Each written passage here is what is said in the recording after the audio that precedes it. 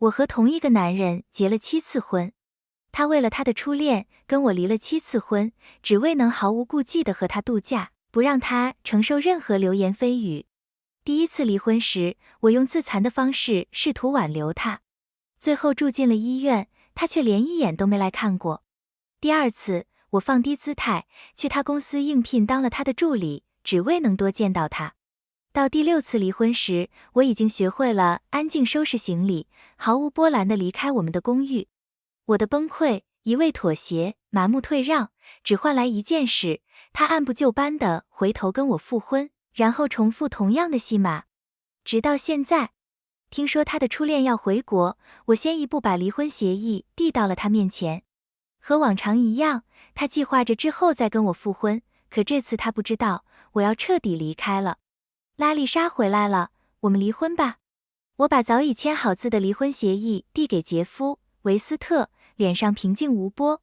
他愣了1秒，随即迅速恢复常态，熟练地签下自己的名字。这是第1次由我主动递出离婚协议，而不是等他开口。可他还是和前6次一样，轻描淡写地说，等他1个月后走了，我就跟你复婚。以前，这句话根本无法平息我的不安。我会逼他发誓，甚至要他签补充协议，想尽一切办法寻求安全感。但这次，我什么感觉都没有，连回应的欲望都没有。海伦，你在听我说话吗？杰夫皱起眉，显然对我的沉默感到不满。我只是点了点头，手上的动作没停，依旧在叠衣服，把它们整齐地装进箱子里。杰夫说会复婚，就一定会做到。商界所有人都知道，他是个守信用的人。可我们之间根本不像一对真正的夫妻，更像2个需要续约的商业伙伴，时不时签2份文件，一份结婚，一份离婚。到现在，我已经签过13份这样的文件了。我记得婚礼上他说过，婚姻里他永远不会背叛我。他确实没背叛，因为离婚后，他就能随心所欲地和任何人在一起了。代价就是我成了社交圈里人人皆知的，可被他随意召之即来挥之即去的人。但今天，我的平静似乎让他有些不安。他清楚记得我以前离婚时的样子，歇斯底里，甚至伤害自己。现在看着我高效地收拾行李，动作比以往任何一次都快，他脸上露出了一丝慌乱。或许这次应该我搬出去。我砰的一声合上大号行李箱，打断了他的话。我已经跟朋友说好了，去他那儿住几天。杰夫像是想到了什么，脸色变得更沉。你不会又想偷偷溜进我办公室吧？假装成助理，实则监视我？你就不能自己做点正经事吗？离了男人就活不下去了。我立刻明白他的心思，他只是不想让我出现在办公室，打扰他和拉丽莎·奥斯本。毕竟他只回国短暂停留，杰夫总会聘他当首席助理，让他时时刻刻待在自己身边。第2次离婚后，我应聘成了杰夫的助理。我端着他最爱的焦糖拿铁，怀着满心期待推开了他办公室的门。可映入眼帘的是他靠在椅子上，亲吻着坐在他腿上的拉丽莎。我彻底失控了，冲上去对拉丽莎拳打脚踢，却被杰夫一巴掌扇倒在地。办公室外挤满了围观的人，所有人都以为我还是 CEO 夫人，看向拉丽莎的眼神里满是鄙夷。为了不让拉丽莎被流言困扰，杰夫无视我的眼泪，抢过我的包，把里面的东西全都倒在地上。离婚协议就躺在其中，像一个警告，向全世界宣告我们的关系真相。从那以后，每次我和杰夫离婚，他都会在社交媒体上公开。所有人都知道杰夫爱拉丽莎，而我只是那个死缠烂打的无耻女人。但这次，杰夫的担心是多余的。我毫不犹豫地拎起行李箱，放心，我不会再打扰你们俩了。杰夫怀疑地看了我一会儿，直到我拉起行李箱，把手走向门口，他才有些急切地提醒，下个月13号我们复婚，别忘了。我顿了一下，真巧，我订的出国机票就是13号的。拉丽莎回来后，杰夫一次都没想起过我。这次，我不再像以前每次离婚后那样，疯狂追踪他的一举一动，在他可能出现的所有地方守着。相反，我每天都和最好的朋友斯嘉丽·哈格雷夫斯一起享受生活，过得无比惬意。不知不觉间，距离我出国只剩20天了。一天晚上，我和斯嘉丽在餐厅等餐时，偶遇了杰夫和拉丽莎。杰夫搂着拉丽莎的腰，两人有说有笑地走进来，看起来无比般配。海伦，杰夫的目光立刻锁定在我身上。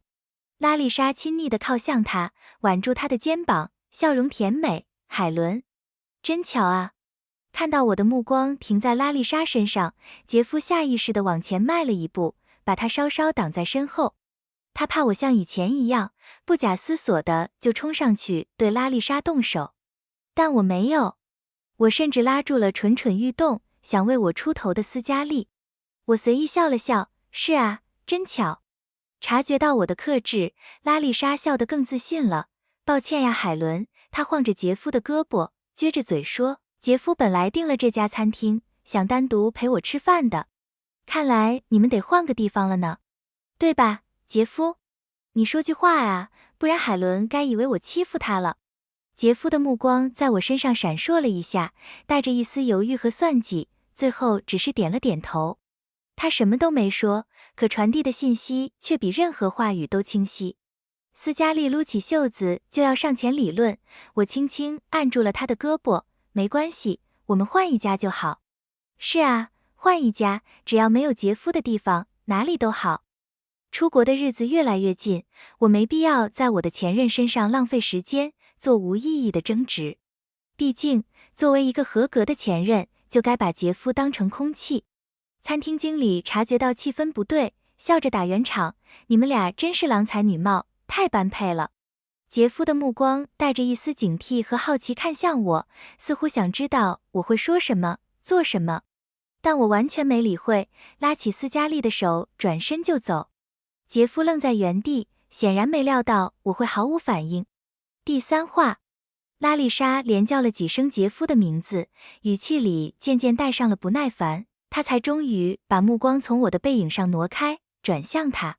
我本以为那次餐厅偶遇会是我出国前最后一次见到杰夫，可就在我正式辞去他助理职位的那天晚上，他给我打了个视频电话。这可真是难得的惊喜，我差点直接挂断，最后还是换成了语音通话。杰夫的声音带着一丝不悦，为什么换成语音？我随意找了个借口，没化妆，不方便视频。说完我就后悔了，这话听起来好像我还想在他面前保持好形象似的。果然，杰夫笑了起来，心情突然好了不少。我们在一起这么久，我早就见过你没化妆的样子了。他那轻佻的语气让我很不舒服，我冷声道，有事吗？他察觉到我语气里的疏离，坐直了身体，一改往常的慵懒姿态。我从人事部那边听说你辞职了。我简单应了一声，没有多余的解释。两人陷入了沉默。杰夫试图找些话题填补空白，可那些话听起来都毫无意义，只是敷衍的寒暄。你辞职也好，我一直不明白，你明明是 CEO 夫人，为什么非要当助理，太掉价了。他继续说道，而且说实话，你工作时间也不规律，在办公室也见不到你几次，我还得每个月给你发工资。公司里所有人都知道你是我的关系户，说我偏心。我听得有些不耐烦，打断了他，你不用陪拉丽莎吗？杰夫小声嘟囔，我们又没在一起，陪她做什么？说完他就沉默了，想起我只是他的前任。他脸上闪过一丝愧疚，离婚的事，对不起，我欠你的。我只是担心，如果我们还没离婚，别人会对拉丽莎说3道4。我在心里冷笑。是啊，拉丽莎经不起流言蜚语，所以我就该成为别人的笑柄，成为所有人茶余饭后的谈资。我的声音更冷了，没别的事，我挂了。等等。杰夫的声音变得急切，12月12号是我们的纪念日，你最喜欢的歌手那天有演唱会，我知道你一直想去。票我已经买好了，我们一起去，好吗？那一瞬间，我差点就把真相告诉他了。可还没等我开口，电话那头就传来了拉丽莎的声音：杰夫，我忘了拿毛巾，你能帮我拿一下吗？杰夫僵住了，盯着屏幕上我的名字，显然陷入了两难。我面无表情地说：去吧。最后，他还是慢慢站起身，手里依旧拿着手机。别挂电话，我马上回来。然后，我听到了他走向浴室的脚步声。不出所料，电话里传来了杰夫亲吻拉丽莎的声音，还有他压抑的呻吟，紧接着是浴室门砰的一声关上。我挂了电话，嘴角勾起一抹嘲讽的笑。就在这时，斯嘉丽兴冲冲地跑过来，邀请我去酒吧。我毫不犹豫地放下手机，挽住她的胳膊。这个世界上能让我开心的事情还有很多。以前我是个为爱痴狂的傻瓜，可现在，我为什么还要在一个早已成为过去的男人身上浪费精力？没有杰夫的日子过得飞快，不知不觉间，我离出国只剩几天了。虽然我们没有任何联系，但我还是从斯嘉丽那里听到了他和拉丽莎的消息。据说他和拉丽莎大吵了一架，还不顾她的难堪，怒气冲冲地离开了一场晚宴。第4话，有传言说杰夫和拉丽莎吵架是因为我只是笑了笑，毫不在意。我已经不是那个天真的恋爱脑了，以前的我会一天几十次刷新社交软件，盯着他和所有认识他的人的动态，盼着能找到他们感情破裂的蛛丝马迹。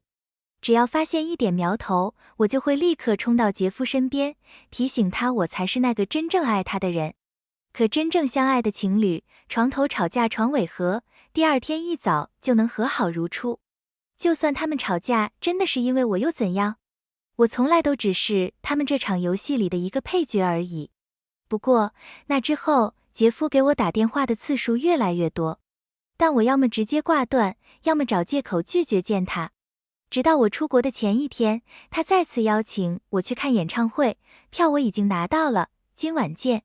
今天是我们的纪念日，你不会放我鸽子吧？他的语气里带着前所未有的恳求。以前，他只需随意提一句，或者向我迈出一步，我就会迫不及待地奔向他，想方设法讨好他。可到最后我才发现，就连这一步，他都因为拉丽莎而不愿再迈。我甚至不知道该说什么，因为今天根本不是我们的纪念日，是我们第4次复婚的日子。经历了这么多次分分合合，只有我这种傻瓜才会记得关于他的每一个细节。但我还是答应了。那场演唱会，我是真的想去。那天晚上，我在演唱会场馆外等了很久，杰夫却始终没有出现。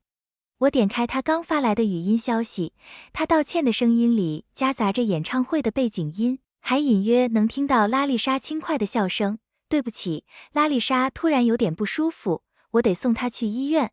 反正我们以后还有很多纪念日，等拉丽莎明天走了，你想做什么，我都陪你，好吗？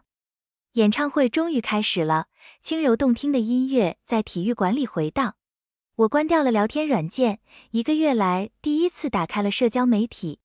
拉丽莎刚刚发的照片赫然出现在屏幕上，是她和杰夫在演唱会现场的自拍。音乐还在继续，仿佛在嘲笑我，答应来演唱会时，一路上我竟然还对她抱有一丝期待。而现在，那最后一点期待也彻底破灭了。和他离了7次婚，我早该看透的。至少这一次是最后一次了。没有了任何牵绊，我去了机场，在那里坐了一整夜。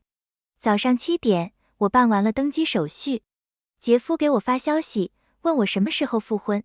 我没有回复，直接把他从联系人里删除了。早上8点，我排进了登机队伍。他给我打电话，我没有接，拉黑了他的号码。早上9点，我登上了飞机。乘务员提醒大家切换到飞行模式，就在这时，斯嘉丽的电话打了进来。电话那头传来的却是杰夫焦急的声音：海伦，你在哪里？